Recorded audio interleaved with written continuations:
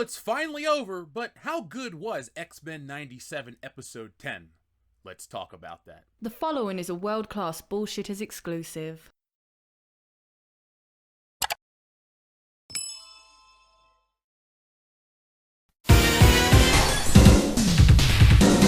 So for the last few weeks, folks, I have brought you every episode of X-Men 97 here on the channel. We've talked about the show, we've talked about the episodes, we've talked about the greater implications and the greater impact on X-Men and the Marvel brand as a whole. And now it's all finally over for now, and we're going to talk about that. Just a heads up, there are 2 more X-Men videos. Actually, let's do 3 more X-Men videos on the way. This counts as one because we're already recording it. I'm going to review this episode. Next one, we'll do a whole series overview, and then finally, we'll do something on the fact that this show isn't hitting very well, and it's kind of a failure, which is not a surprise if you think about it for more than a moment. This week's episode closes out the season. Now, previously on X-Men, we've watched the X-Men struggle against humanity, against Mojo, against Bastion, and now we're closing out the Bastion chapter. So if you haven't seen the other episodes of the show or our other reviews, you're probably going to be lost moving forward, but next time you'll have all the context in the world. So the episode starts with Professor X and Magneto locked in an epic psychic battle. Now, folks, if you've read the comic books, you know how cool psychic battles can be. If you've seen the old cartoon, you know that psychic battles can be pretty cool as well. But I gotta give this one credit right here. Due to some of the advancements in technology, the psychic battle between Professor X and Magneto looks pretty cool. Now, they're stuck in this battle for most of the episode. Actually, all but the very, very end of the episode. So that's where they are. Now, I'm not going to go in and tell you each thing that they talk about, they discuss, but basically, Professor X went in to stop Magneto and restore the power to the planet, and he basically broke his psyche, and so Professor X is trying to remind Magneto who he is, find the good in him, save the relationship. It's an interesting episode, and it's an interesting aspect of their dynamic. So I liked it. There is a line I like that Magneto says, talking about how people fight to be the biggest victim, and that's a problem that I see on the internet today. I'm not saying that the politics of X-Men 97 are perfect or even good, but I do like that a show that people want to assume is to represent them, the other people in society that feel ostracized, and I don't mean like real ostracization, if that's even a word, and I don't mean really being ostracized, I mean like being offended about everything. Well, this show keeps telling them, the people that think they're the mutants, it keeps telling them to do better. It keeps telling them to work harder, and it even calls them out on being the best victim possible. Yeah, this show has done that a couple times now, and everyone is so blinded by the fear of wokeness that they forget that the people that are trying to hide behind this show for their virtue, well, you're kind of getting slapped in the face with a dose of reality. You guys got to do better. Society, the majority of people, aren't going to bend their knee to your crap, so you have to work harder to be a part of society. It doesn't mean to change your identity or who you are. It means that you can't be an unrepentant bastard, and you can't have a chip on your shoulder for perceived injustices that might happen in the future. Basically, if you're out there thinking you're the X-Men, stop being a dick, because the X-Men aren't dicks. They have basically almost died to save humanity, everyone else, and create an idyllic situation for all of mankind. So that's the message I really enjoyed with this show. It's not every episode, it doesn't beat you over the head, but it is mentioned multiple times. And I just like to remind everyone out there that wants to talk about how the show is so woke, when in reality, it kind of tells the woke people to grow up. And I like that for a change. Now let's talk about a couple things I really wasn't in love with this episode.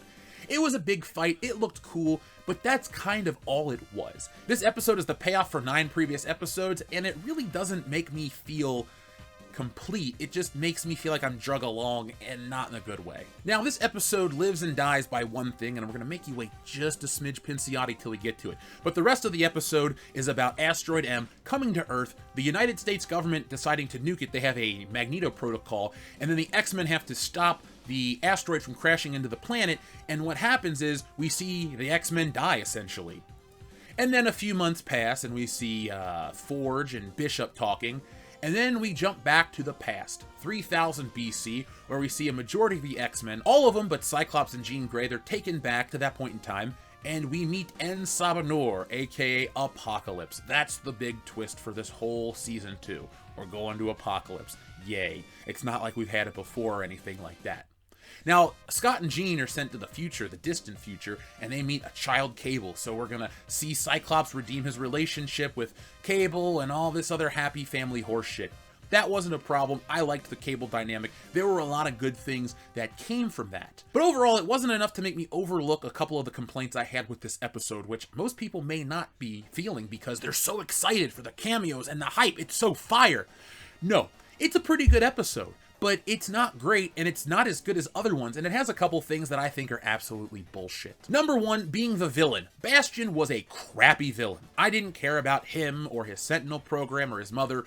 They tried to make this character bigger, but he really wasn't. When you bring back iconic X-Men designs and stories and all of these other elements of a show that you're really only guaranteed 2 seasons for, well, you're kind of stuck with a weak, limp villain. Bastion is such a limp villain, he's going to need Blue Chew just to seem intimidating. I wasn't a fan of him whatsoever. Bastion gets an upgrade, he grows wings, he kind of looks like Iron Man, he fights the X-Men. It's kind of underwhelming. What's also underwhelming is the fact of the Phoenix. Yeah, the Phoenix comes back to defeat Mr. Sinister, and it's cool, but it's this Deus Ex Machina moment where the Phoenix appears, she does something epic, and then she leaves Jean Grey, and Jean Grey goes, oh, she's gone from me completely.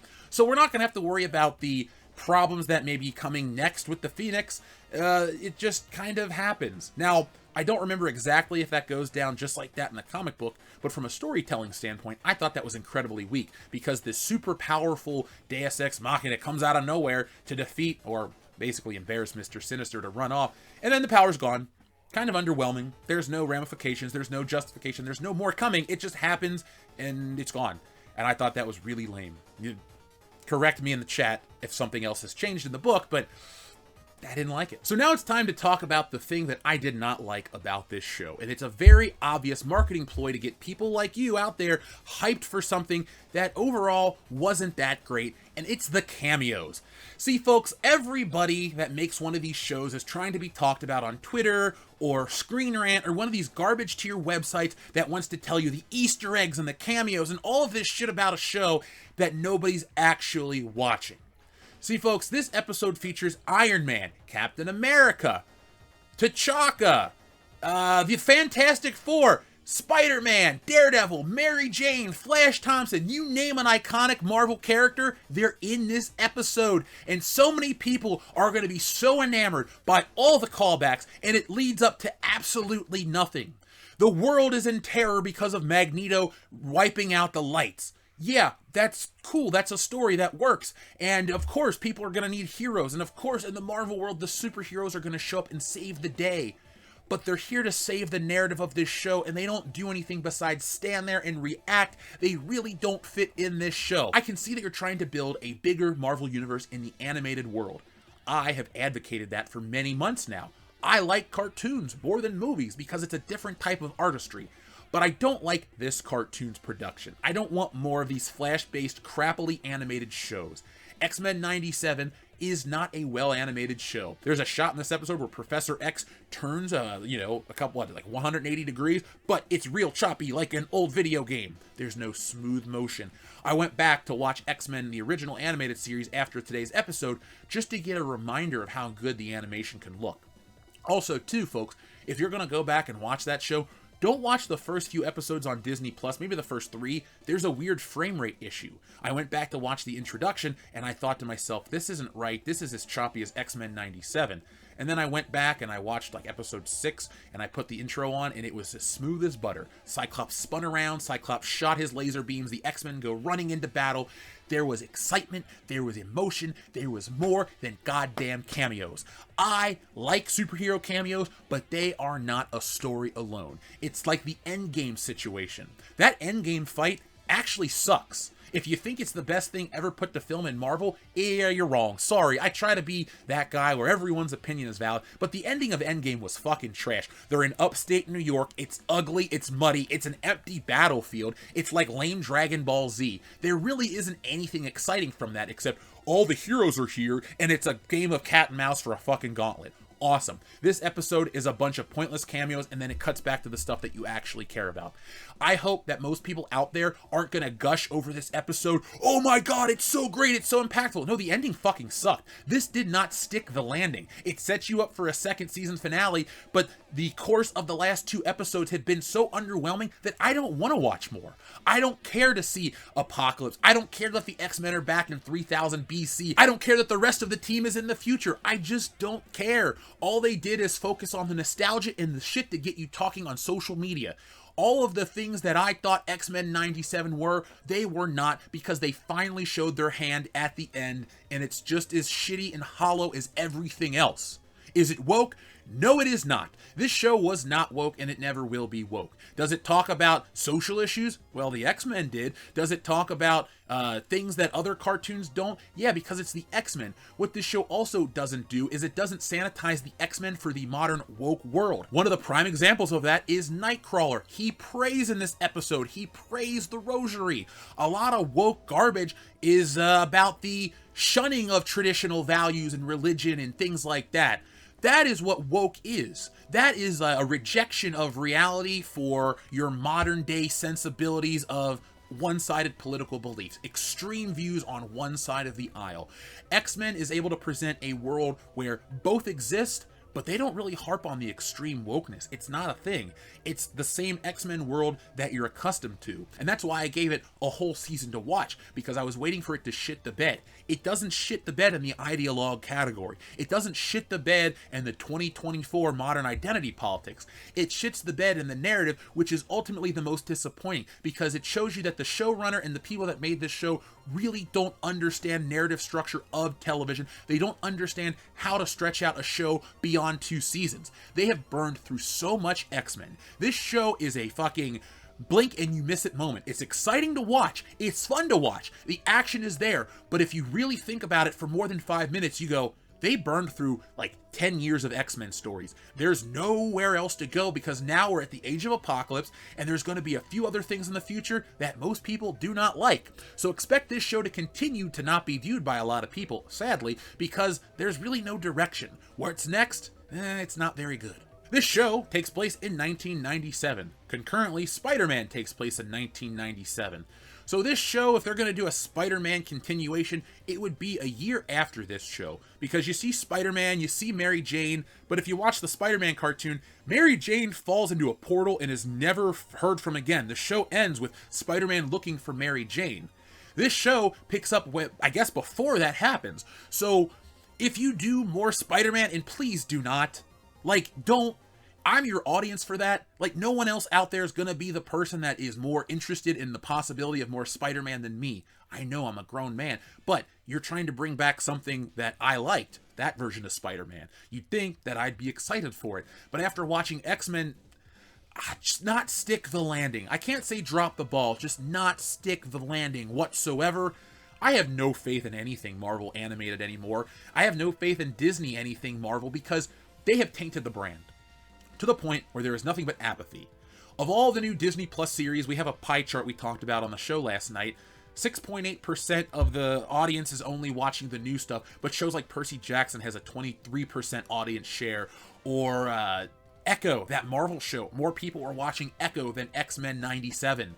That brand is damaged, and if you can't fix it with X-Men 97, you can't fix it for the next couple of years. So I don't really know what to expect from this. I'll tell you this, though, they write themselves out of a corner very quickly, because Wolverine could or could not have bone claws. They could or could not write their way out of the whole adamantiumless skeleton. See, they show you the shot of the skeleton being ripped from the body, but then they show Wolverine on a bed, essentially being healed up. And I know his mutant healing factor would heal the wounds. You wouldn't see it. But they didn't mention anything about the adamantium being ripped out of his skin, or skeleton. They don't mention it. They just say, oh, he's healing. They just talk about his current state. They could just not ever give him bone claws, and they shouldn't give him bone claws, because the showrunners, the people that make this show, forgot that the original X-Men cartoon shows Wolverine get his claws. They show you that the claws are a manifestation from the Weapon X program. We see Lady Deathstrike's father insert, like they put these metal bars on Wolverine's hand, and then that becomes the claw. There is no Bone Claw Wolverine in this show, in this universe. This show exists before Bone Claw Wolverine exists, so you can't call back to that. So I'm just letting you know that doesn't work in this timeline that you, Disney, have What I think it stems from is the overabundance of you know what? What I know it stems from is this obsession with video games. I'm a gamer. I love that shit. But what a lot of these people are doing is they're pulling from Marvel vs. Capcom 2. And I know you're thinking, Marvel vs. Capcom 2 is the greatest fighter of all time. Yeah, it's up there. I love it. I have a team of Cable and Spider-Man and Wolverine. I absolutely love that game. But what I don't love is them trying to make a cartoon more like the game. Yeah, it's cool and kitschy to see Rogue do that fucking flip kick, or it's cool and kitschy to see, you know, somebody do the move from the game as well. But what's not kitschy and cool, breaking the lore because somebody on this show that's never read X-Men or watched the show, I played that video game, there's Wolverine with bone claws, let's put it in there. Guys, read the room, go online, stop fighting the people that you think are angry, ignorant bigots, and read what they say about X-Men. Because on the whole, people are liking this show. They're not attacking fans. The creators aren't doing that crap. But what they're doing is they're giving us something underwhelming, and now the cards have been shown, and now I'm aware of it, and now I'm disappointed. So, do we give this episode a number score because we're finally to the final episode? No, we'll do a whole season review. I'll give you guys a series number, and then I'll do an episode breakdown. I'm not going to go back and change my opinions on those previous episodes. I was excited. I was interested. Those were good. Remember, it doesn't have the woke garbage that people have been lying to you about. If you're not into this show, that's fine. If you're burned out on Marvel, that's fine. If you never were going to watch this show, if you were hurt by Disney, if you hate Star Wars and all this other crap, that's fine. I'm not here to tell you you're thinking wrong. All I want to say is that some people out there are telling you that there is shit in this show that is not, and that's a lie, and that's where I have a problem. You don't lie to the audience about this crap, because if you do, you're no better than Disney and all the garbage wokeness that they put in these shows. So folks, I have enjoyed this season for the most part. I would get up every morning, I'd drink my coffee, I'd take my notes here in my handy dandy notebook, which is a Game of Thrones notebook, by the way. There's my house symbol. And I don't regret watching this show at all. Like I have said on live streams, this show was used as a litmus test for me personally to show you guys that I can get through a lot of series. I can do these shows. So folks, we are going to review more shows. We are going to do more things like this. We're going to follow these series here on the channel. It just depends on the series. So join us for The Acolyte for all the wrong reasons in a couple of weeks. But I just want to say, X-Men 97 at times had me excited, at times reminded me of what I loved about the X-Men. It got me really excited for all these action figures behind me like Storm and Gambit and Cyclops and all of this stuff. And I don't remember everything about the Age of Apocalypse and his 4 horsemen, but I have a feeling that Gambit is going to become one of the 4 horsemen, and like, I don't remember if he is or not. I apologize if I'm completely wrong. I don't remember everything. I thought we saw the 4 Horsemen of the Apocalypse in the old cartoon, and I know Archangel and stuff like that becomes one of them. That's where he becomes blue, but we already saw that stuff. So I did this little thing called research real quick, and yes, Gambit is one of the Horsemen of Apocalypse. So that is your out. Gambit will come back next season. You see Apocalypse pick up a card in the wake of Genosha, so expect Gambit to be revived, and Gambit and Rogue will fight in Season 2, and then Gambit will be redeemed, and he will return to the team, and the status quo will be reunited by the end of Season 2. So I think my real complaint is the fact that I know where this show's going, and I didn't even know that exact specific in the comic book. I have not read every issue of X-Men, nor will I ever. But it's so blatantly obvious what this show's doing. If anything, if you want to say that this show is for kids, the narrative structure is, the direction is, because it's so blatantly obvious. Stevie Wonder and Ray Charles are debating what's going to happen next. They can see this shit from a mile away. So folks, I'd like to thank each and every one of you for joining me each and every week for X-Men 97. It's over! At least Season 1. Will I be back for Season 2? Nah. So until then, folks, thank you for watching. Be smart, be safe, be cool, but get ready for Wokebusters. It should be here in a couple of days. Yes, I've been working on a trailer with a couple of artists. It's almost here, and as soon as that's ready, we're going to launch it on Kickstarter. So folks, if you don't like wokeness or the outrage surrounding it, you're going to love Wokebusters. It makes fun of all of that. So if you love comics, if you love graphic novels, if you love comedy, and if you love to realize that, well, some of the world's biggest problems could be solved if people would just pull their heads out of their asses, well then Wokebusters is the graphic novel for you. It's a big 100-page epic, and well, I'm going to let the art speak for itself when I drop that trailer. So thank you folks for watching, thanks for the opportunity to talk about X-Men, and thank you Marvel for pissing me off once again.